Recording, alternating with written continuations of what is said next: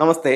നമുക്ക് ഒരു വീട് വെക്കാനായിട്ട് നിങ്ങളൊരു ഭൂമി വാങ്ങിക്കാനായിട്ട് നിൽക്കുകയാണെന്നുണ്ടെങ്കിൽ, വളരെ പ്രധാനപ്പെട്ട ഒരു മെസ്സേജാണ്. ഒരു കാരണവശാലും കന്നി താന്ന ഭൂമി വാങ്ങിക്കരുത്. കാരണം ഒരു വസ്തുവിൻ്റെ ഐശ്വര്യം എന്ന് പറയുന്നത് കന്നി ഉയർന്ന ഭൂമിയാണ്. കന്നി താന്ന ഭൂമിയാണ് നിങ്ങൾ വാങ്ങിക്കുന്നതെന്നുണ്ടെങ്കിൽ നിങ്ങളുടെ സമ്പത്ത് നഷ്ടപ്പെട്ടു പോകാനായിട്ടുള്ള സാധ്യത വളരെ കൂടുതലായിട്ട് വാസ്തുവിൽ പറയുന്നു.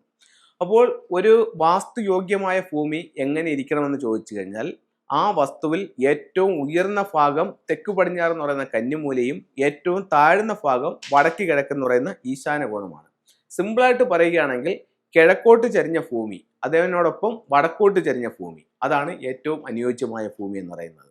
അപ്പം ഈ രീതിയിലുള്ള ഒരു വസ്തു നിങ്ങൾ വാങ്ങിക്കുന്നത് ഏറ്റവും നല്ലതായിരിക്കും. മറ്റൊരു കാര്യം പറയാനെന്ന് പറഞ്ഞു കഴിഞ്ഞാൽ, ഈ വസ്തുവിലേക്ക് കടക്കുന്ന എൻട്രൻസ്, അതായത് ഗേറ്റ്, ഒരു കാരണവശാലും കന്നിമൂല ഭാഗത്ത് വരാൻ പാടില്ല. കന്നിമൂല ഭാഗത്ത് വന്നാലും നിങ്ങളുടെ സമ്പത്ത് നിൽക്കാതെ നഷ്ടപ്പെട്ടു പോകാനായിട്ടുള്ള സാധ്യത വളരെയേറെ കൂടുതലാണ്.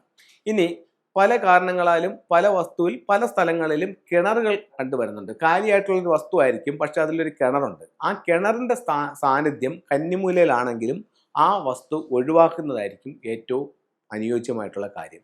അതല്ല എന്നുണ്ടെങ്കിൽ മറ്റ് ഈശാനകോണിൽ യഥാവിധി ഒരു കിണർ കുഴിച്ചുകൊണ്ട് അതിൽ വെള്ളം കിട്ടിക്കൊണ്ട് ഈ കന്നിമൂലയിലെ കിണർ നിങ്ങൾക്ക് മൂടാൻ പറ്റുമെന്നുണ്ടെങ്കിൽ ആ രീതിയിൽ ചെയ്തത് കൊണ്ട് ദോഷമില്ല. അപ്പം ഈ കന്നിമൂല ഏറ്റവും പ്രധാനപ്പെട്ട ഒരു ദിക്കാണെന്നും അതിൻ്റെ ഉയർച്ചയ്ക്ക് അത്രയും പ്രാധാന്യമുണ്ടെന്നും മനസ്സിലാക്കിക്കൊണ്ട് യഥാവിധി കാര്യങ്ങൾ ചെയ്യുക. അതുപോലെ തന്നെ വീട് വയ്ക്കുമ്പോൾ ഇത്തരം കാര്യങ്ങളൊക്കെ നമ്മുടെ മനസ്സിൽ കൊണ്ടുവരികയും അതിനനുയോജ്യമായിട്ടായിരിക്കണം വീട് വയ്ക്കുന്നത്. വീടിൻ്റെ ഒന്ന് രണ്ട് പ്രധാന കാര്യങ്ങൾ കൂടെ പറയാം. ഇപ്പോൾ നമ്മൾ കന്നിമൂല ഉയർന്ന് ഈശാനകോണ് താഴ്ന്ന ഭൂമി പറഞ്ഞു, ഈശാനകോണിലൊരു കിണർ പറഞ്ഞു, അതുപോലെ ഉച്ചഭാഗങ്ങളിലുള്ള ഗേറ്റുകളായിരിക്കണം നമ്മൾ സ്ഥാപിക്കേണ്ടത്. വീടിൻ്റെ ഷേപ്പ് എന്ന് പറയുന്നത് സ്ക്വയർ അല്ലെങ്കിൽ റെക്റ്റാങ്കിൾ ഷേപ്പിലായിരിക്കണം. അതുപോലെ തന്നെ വീടിൻ്റെ പ്രധാന വാതിലുകൾ വാസ്തു കറക്റ്റ് ചെയ്യുന്നതിനോടൊപ്പം തന്നെ ഫെങ്ഷുയുടെ ഫ്ലൈങ് സ്റ്റാർ നമ്പറുകളും കൂടെ നോക്കി ഏറ്റവും പ്രോസ്പെരിറ്റി ഉള്ള സ്റ്റാർ നിൽക്കുന്ന സ്ഥലത്ത് പ്രധാന ഡോറ് പണിയുക. അതുപോലെ തന്നെ കിച്ചൺ പണിയുന്നത് നമുക്ക് ഏറ്റവും ഉത്തമമായിട്ടുള്ള സ്ഥലം എന്ന് പറയുന്നത് അഗ്നികോണാണ്. ഇപ്പം നമുക്ക് മറ്റ് 4 കോണുകളെ പറ്റി പറയാം. വായുകോണ്, ഈശാനകോണ്, അഗ്നികോണ്, നിരവധി കോണ്. ഇതിൽ അഗ്നി എന്ന് പേരുള്ളൊരു ദിക്കേതാണ്, അഗ്നികോണ് മാത്രമേ ഉള്ളൂ. അപ്പോൾ അഗ്നികോണിൽ തന്നെ അഗ്നിയെ സ്ഥാപിക്കുക. അത് ഒരുപാട് സൗഭാഗ്യങ്ങൾ നമ്മുടെ ജീവിതത്തിലേക്ക് കൊണ്ടുവരും. ശുക്രൻ്റെ ഒരു ബ്ലെസ്സിങ്സ് നമുക്കുണ്ടാവും. അപ്പോൾ അതുകൊണ്ട് തെക്ക് കിഴക്ക് ഭാഗത്ത് തന്നെ നമ്മൾ അടുക്കള പണിയുക.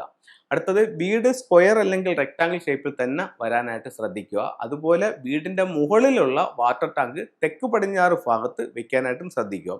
വീടിൻ്റെ മുകളിൽ രണ്ടാമതൊരു നില പണിയുമ്പോൾ ഒരിക്കലും കന്നിമൂല ഭാഗം ഒഴിച്ചിട്ടുകൊണ്ട് നിങ്ങൾ പണിയാൻ പാടില്ല. കന്നിമൂല ഭാഗത്ത് ഉറപ്പായിട്ടും റൂം എടുത്തിട്ട് മറ്റേത് ഭാഗത്തും റൂമുകൾ ചെയ്യാവൂ. അതുപോലെ തന്നെ നിങ്ങൾ ടോയ്ലറ്റുകൾ പണിയുമ്പോൾ 2 നിലയായിട്ട് ചെയ്യുന്ന ടോയ്ലറ്റുകൾ പണിയുമ്പോൾ താഴെ ഏത് ഭാഗത്താണോ ടോയ്ലറ്റ് ചെയ്തിരിക്കുന്നത് ആ ഭാഗത്ത് തന്നെ മുകളിലും ടോയ്ലറ്റ് കൊണ്ടുവരുന്നത് ഏറ്റവും ഉത്തമമായിരിക്കും. ഇപ്പോൾ ഉദാഹരണത്തിന് നിങ്ങളുടെ വീട്ടിൽ തെക്ക് വശത്തൊരു ടോയ്ലറ്റ് ഉണ്ട്, മുകളിലോട്ട് വരുമ്പോഴത്തേക്ക് രണ്ടാമത്തെ നിലയുടെ ടോയ്ലറ്റ് വടക്ക് ഭാഗത്താണെങ്കിൽ 2 ദിക്കുകളുടെ സൗഭാഗ്യങ്ങൾ പോയി.